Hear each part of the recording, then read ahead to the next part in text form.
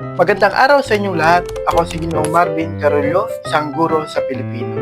Ngayong araw ibabagi ko sa inyo ang ilang kaalaman patungkol sa pagsasaling wika. So bago yan, ano ba ang pagsasaling wika?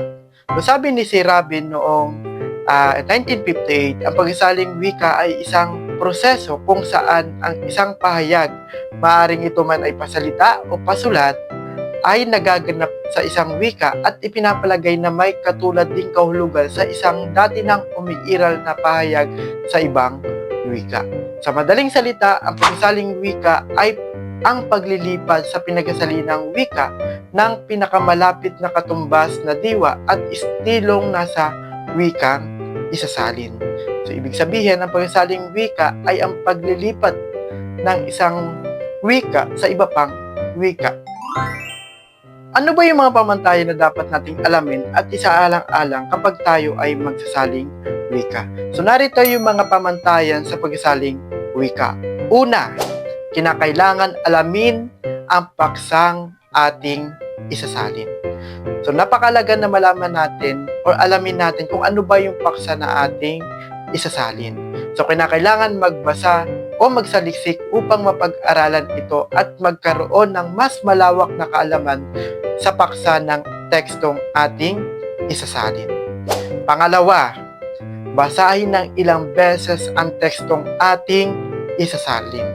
Tiyaking naunawaan mo ang nilalaman ng teksto sa level na halos kakayanin mo nang ipaliwanag o muling isalaysay kahit pa wala ang orihinal sa iyong harapan.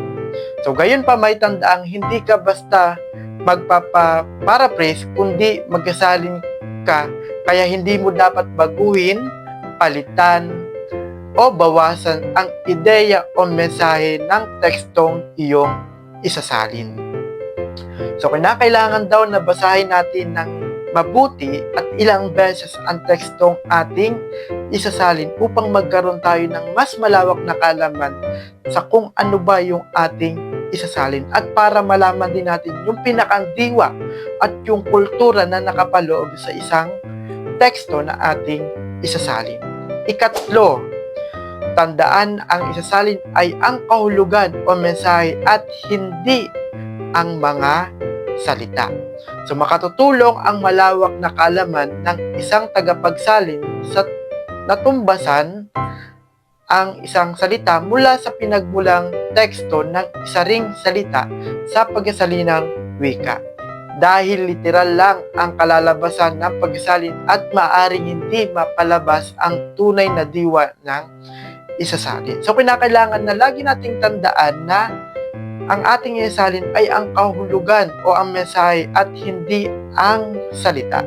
Kasi pag sinalin natin to na pasalita ay magiging word by word lamang ang ating pagsasalin.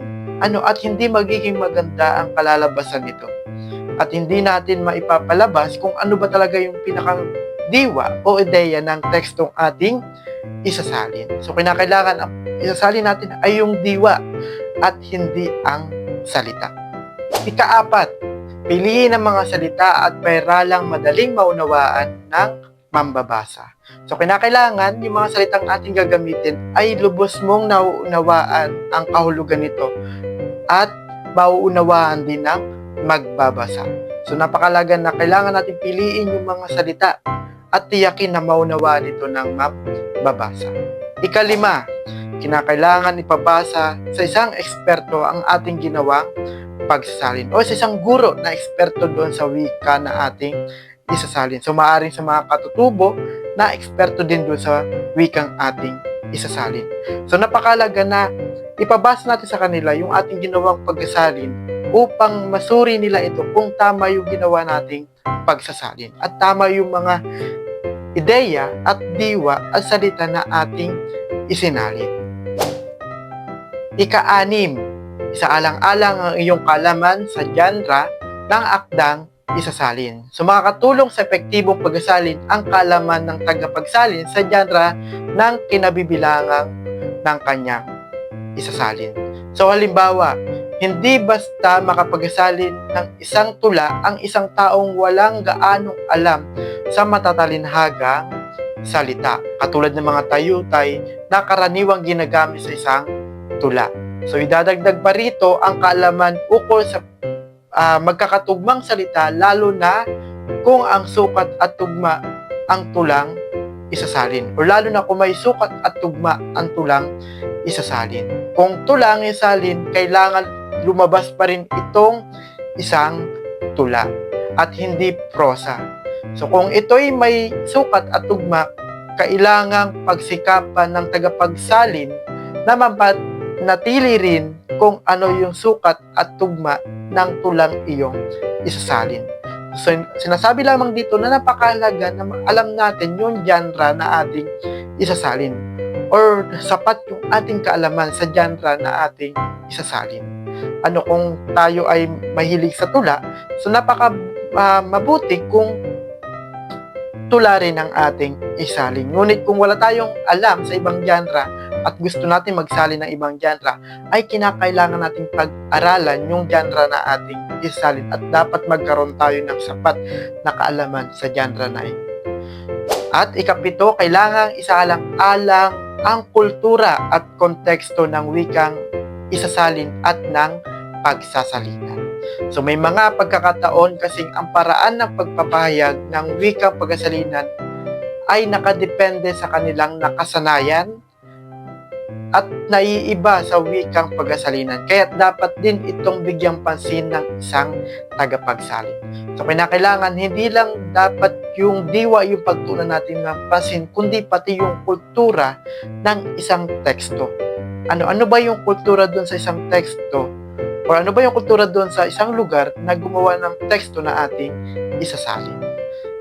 Ikawalo, or ang panghuli, ang pagiging mahusay na tagapagsalin ay nalilinang sa pagdaan ng panahon at pagbubuti ng karanasan. So, ibig sabihin, okay lang na hindi maganda yung unang ginawa mong pagsasalin, sapagkat nalilinang naman ito sa pagdaan ng panahon. Kung hindi mo nagawa, o sa tingin mo hindi mo nagawa yung pinakang maganda na ng isang pagsasalin, ay wala ka dapat na ipag-alala, sapagkat sa paglipas ng panahon, kapag ikaw ay nagsalin muli at lagi mo na yung ginagawa, ay magiging maganda rin ang kalalabasan ng iyong isasagawang pagsasalin. So ayun lamang yung mga 8 pamantayan na dapat nating tandaan at alamin kapag tayo ay magisaling wika. So una, alamin ang paksa na isalin. Pangalawa, basahin ng ilang beses ang tekstong ating isalin. Ikatlo, kailangan natin tandaan na ang ating isalin ay ang kahulugan o mensahe at hindi lang mga salita. Ika-4, piliin ang mga salita at pariralang madaling maintindihan ng mga mambabasa. At ika-5, ipabasa sa isang eksperto sa wikang pinagkasalinan o isang katutubong nagsasalita ng wikang iyong isasalin. Ika-6, isaalang-alang ang iyong kaalaman sa genre ng akdang isasalin. At ika-7, isaalang-alang ang kultura at konteksto ng wikang isasalin ng isang tagapagsalin. At ang ikahuli ay ang pagiging mahusay na tagapagsalin ay nalilinang sa pagdaan ng panahon at pagbubuti ng karanasan. So yun lamang po ang ilang pamantayan na dapat nating tandaan at isaalang-alang kapag tayo ay magsasalin. So ngayon ay may sapat ka ng kaalaman patungkol sa pagsasaling wika. So maaari ka na ngayon magsimula sa pagsasalin. Kung may gusto kang teksto na isalin sa wikang iyong nais pagsalinan at maalam ka sa wika na ito at alam mo rin yung mga kultura ng wika na iyong nais isalin, ay maaari ka na magsimula ng pagsasalin. So tandaan kung hindi maganda ang pagsasalin mo ngayon, ay ayos lang yan sapagkat nalilinang ito sa pagdaan ng panahon. At yung mga karanasan mo sa pagsasalin ay nalilinang nito yung husay mo sa pagsasalin. So yun lamang po at maraming salamat at magandang araw sa inyong lahat. Muli, ako po si Ginoong Marvin C. Carullo, ang inyong guro sa Pilipino.